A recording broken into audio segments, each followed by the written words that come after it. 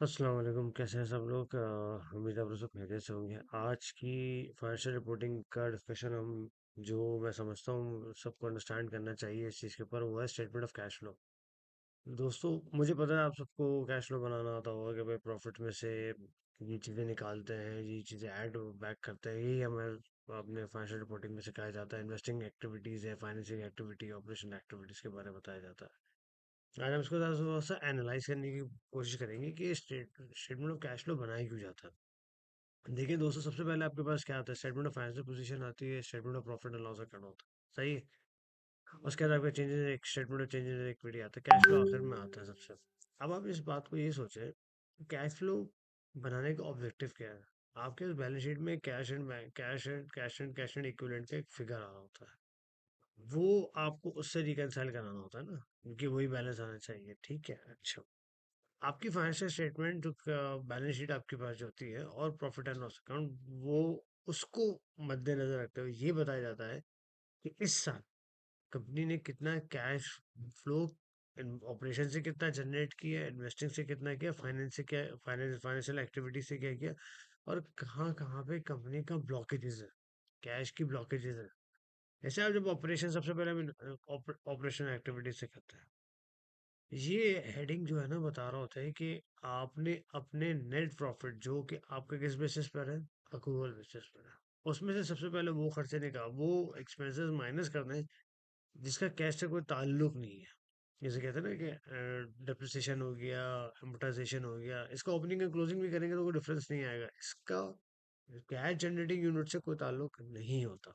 अब डिप्रिसिएशन है, डिप्रिसिएशन का कोई ताल्लुक नहीं, प्रोविजंस का कोई ताल्लुक नहीं होता। तो आपने सबसे पहले वो निकाल देते हैं, जो अप्रूवल्स की जितनी चीज़ें हैं वो सब आपने निकाल दी होती है। उसके बाद आपके पास आता है एक बैलेंस, आप कहते हैं चेंज इन वर्किंग कैपिटल। इस वर्किंग कैपिटल का मकसद निकालने का ये होता है कि अगर एक साल में डेटर्स आपके पिछले साल ज़्यादा थे, इस साल कम हो गए, इस साल कम हो गए, इसका मतलब क्या हो गया कि आपने कैश ज़्यादा रियलाइज कर लिया, तो आपका एंट्री पास कर रहे हो तो कैश डेबिट करके रिसीवेबल आपका क्रेडिट होता है। ये कैश फ्लो की एंट्री है, ठीक है। इसका टी अकाउंट जब बनता है। सिमिलरली अगर आपके पास क्रेडिटर्स में आपका पिछले साल का 100 रुपये था और इस साल आपके पास 200 रुपये हो गया, तो इसका क्या मतलब हुआ कि आपने कैश सेव कर लिया है अभी, कैश कम पे किया as compare to your previous year.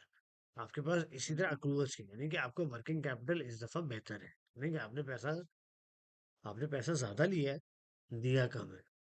Sir, पैसा ज्यादा लिया है, दिया कम है, तो आपको एक ऑब्जेक्टिव क्लियर हो गया। उसके बाद आपके पास ये आता है कि यार ये, उसके बाद आपके पास इंटरेस्ट के एक्सपेंसेस आपने पे किए होते हैं, आपके पास क्या, वो टैक्स के पैसे पे किए होते हैं आपने।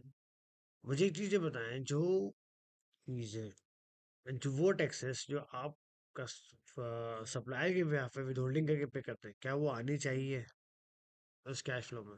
तो मेरा आंसर है बिल्कुल आनी चाहिए, क्योंकि आपके पास से पैसे निकले हैं। रिसीवेबल का पैसा निकला, इसका मतलब है पूरा पैसा आपके पास से निकल गया, तो वो चीज़ें आनी चाहिए। ऑब्जेक्टिव ये क्या है? ऑब्जेक्टिव कैश फ्लो को बनाने का ये होता है कि भाई आप ये बता रहे हो तो कि यार इस पूरे फाइनेंशियल स्टेटमेंट का प्रॉफिट एंड लॉस अकाउंट और बैलेंस शीट्स को मद्देनजर रखते हुए मैं ये एनालाइज कर सकूं कि कहाँ कहाँ पे मेरे पास कैश फ्लो एक्टिविटीज थी जहाँ से मैंने कैश फ्लो जनरेट किया है। और अब हम आते हैं इन्वेस्टिंग एक्टिविटी पे। इन्वेस्टिंग एक्टिविटी से क्या मतलब होता है? इन्वेस्टिंग एक्टिविटी से मतलब होता है वो पैसे जो हमने बिजनेस में लगाए जिससे हमें कोई ना कोई आरओआई रिसीव होगा, यानी कि हमें रिटर्न रिसीव होगा। फॉर एग्जाम्पल, आपने प्लांट एंड मशीनरी पे लगाया तो आपका आरओआई बढ़ेगा, सेल्स की मद में बढ़ेगा। आपने किसी इन्वेस्टमेंट में तो वहाँ पे शॉर्ट टर्म इन्वेस्टमेंट की है, लॉन्ग टर्म इन्वेस्टमेंट्स की हैं आपने, जिससे आपको पैसा मिलेगा। सारी वो एक्टिविटीज होंगी, disposal of fix assets gains, वो सारी एक्टिविटीज जिससे आपको पैसा या रिटर्न मिलेगा, इन टर्म्स ऑफ कैश मिलेगा आपके पास।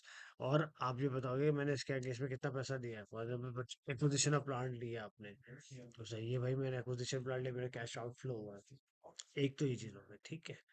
उसके बाद हमारे पास ये आता है कि आपके पास आता है इन फाइनेंसिंग एक्टिविटी। फाइनेंसिंग एक्टिविटीज का मतलब ये है कि आपने कितना फाइनेंस जो है इस कंपनी पे लगाया है, कंपनी को चलाने के लिए आपने कितना फाइनेंस लगाया, आपने जो फाइनेंस एक्वायर किया है, क्या डेट डेट के थ्रू किया है, या आपने इक्विटी किया है, या आपने डिविडेंड पे किए हैं। इसका ताल्लुक स्पेसिफिकली स्टेटमेंट ऑफ उससे भी होता है, क्या नाम है आपका, चेंजेस इन इक्विटी से भी होता है। उसके बाद आपके पास बैलेंस निकलता है। ये सारी चीजें बताने का मकसद क्या है, कैश फ्लो को समझने का मकसद क्या है, कि आप ये बताते हैं कि मैंने अपने इस पूरे साल में कितना पैसा जनरेट किया जो मेरे बैंक में नजर आ रहा है बैलेंस शीट में, और किस किस तरीके से मैंने उसको एक्वायर किया है, जिससे मेरे पास ये जो बैलेंस आ रहा है मेरे पास बैलेंस शीट में, ये किस तरीके से आया है मेरे पास, किस किस बैलेंस शीट के। अब आप फॉर एग्जांपल मैं स्टार्ट करता हूँ फिक्स एसेट से। बैलेंस शीट का सबसे पहला पॉइंट होता है बैलेंस शीट का, फिक्स एसेट्स का होता है, नॉन करंट एसेट का होता है। नॉन करंट एसेट स्पेसिफिकली कहाँ जाता है, आपकी इन्वेस्टिंग एक्टिविटीज में जाता है। आप रिकंसाइल करके देखो, इन्वेस्टिंग एक्टिविटीज में होता है। आपके जो करंट एसेट्स होते हैं वो किधर जाते हैं, करंट एसेट्स आपके ज़्यादातर जो होते हैं वो आपके ऑपरेशन से होते हैं, क्योंकि ऑपरेशन से करने का मकसद ही होता है आपका कि आपके स्टॉक जो हो गया उसका ताल्लुक किससे होता है, वर्किंग कैपिटल से होता है। आपके डेटर्स का ताल्लुक, रिसीवर्स का ताल्लुक किससे होता है, आपके ऑपरेशन से होता है। हाँ, short term investment, short term borrowing जो शॉर्ट टर्म जो होते हैं वो आपके पास इन्वेस्टिंग एक्टिविटीज से आता है। सिमिलरली अगर आप नीचे जाएंगे, कैपिटल में आएंगे, तो कैपिटल आपका फाइनेंसिंग एक्टिविटीज आ गया, और लाइबिलिटीज आपके पास किधर आ गया, ऑपरेशन में भी आ गया, और इन्वेस्टिंग एक्टिविटी उसमें आ गया, आपके पास ऑपरेटिंग एक्टिविटीज में आ गया। तो अब अगर कोई इन्वेस्टर एवेल्युएट करता है, आप सबको पता है फाइनेंशियल स्टेटमेंट आउटसाइडर यूजर्स के लिए बनता है। आउटसाइडर यूजर्स में आपके पास आपके क्रेडिटर्स भी हो सकते हैं, बैंक्स हो सकते हैं, लेंडर्स, आपके पास सारे आपके स्टेक होल्डर्स हो सकते हैं, बहुत सारे जो शेयर होल्डर्स हैं आपके साथ, बहुत सारे लोग होते हैं, इन्वेस्टर्स होते हैं वो। क्या अगर एक कंपनी क्या अगर एक कंपनी लॉस मेकिंग है, तो क्या जरूरी है वो बुरी होगी। मैं आप एक कंपनी के बारे में बताऊंगा जिसका नाम है शेरिडन का नाम। शेरिडन का हमेशा लॉस आता है, लेकिन उनका कैश फ्लो पॉजिटिव होता है। क्यों, वजह क्या है? उसकी वजह ये होती है कि उसके पास फाइनेंसिंग एक्टिविटीज बहुत अच्छी होती है। उसका ऑपरेशन इतने अच्छे नहीं होते, मे बी पॉसिबल, सॉरी, उसके ऑपरेशन इतने अच्छे नहीं है, लेकिन उसको फाइनेंस करने वाली एक बाहर की पेरेंट कंपनी जिसको फाइनेंस करती है। तो उसका इसका मतलब ये नहीं कि वो कोई बुरी कंपनी, उसका कैश फ्लो है उसके पास, आप उसके मतलब उसमें इन्वेस्ट कर सकते हैं आप, टेकिंग ऑल द कंसिडरेशन, क्या हो उसके ऑपरेशंस कितने अच्छे हो कितने अच्छे नहीं हो रहे होते। तो ये एक चीज़ होती है कि कैश फ्लो जनरेशन के ऊपर आपके पास कभी भी कंसोलिडेशन में अगर कोई जो लोग पेपर देने जा रहे हैं, कंसोलिडेट कैश फ्लोज आते हैं, या आपके पास कैश फ्लो नॉर्मल बनाने के लिए आते हैं कैश लेवल पे, तो आपको ये एनालाइज करना है कि आपको इसको बनाने का मकसद क्या है, और कैसे आप किस किस जगह से कैश की एंट्रीज को आप कर रहे हो, आपको डिटरमाइन करना पड़ता है। आप आपने अगर फिक्स एसेट्स का भी अगर आप बनाते हो, परचेज ऑफ फिक्स एसेट्स का बनाते हो, ओपनिंग क्लोजिंग रख के ऐसे ही करते हो ना, ओपनिंग क्लोजिंग रख के बनाते हो, तो उसमें से आप प्रोविजंस माइनस कर देते हो, जितने प्रोविजंस है उसका कोई ताल्लुक नहीं होता उससे। रिवैल्यूएशन सरप्लस का कोई ताल्लुक नहीं, रिवैल्यूएशन सरप्लस का कैश फ्लो से कोई ताल्लुक नहीं, आप उसके टी अकाउंट में से उसको निकाल दें। तो ये कुछ चीज़ें ऐसी हैं कैश फ्लो के पॉइंट ऑफ व्यू से, जो हम लोग को, हम प्रोफेशनल्स आईसी में, सी ए एसीसीए आईसी में, उन लोगों को इस चीज़ के बारे में पता होना चाहिए कि भाई यार ये cash statement of cash flow बनाने, ये डिपिक्ट क्या करता है, इसको बनाने का मकसद क्या है, ये कोई तफरीह की चीज़ नहीं है।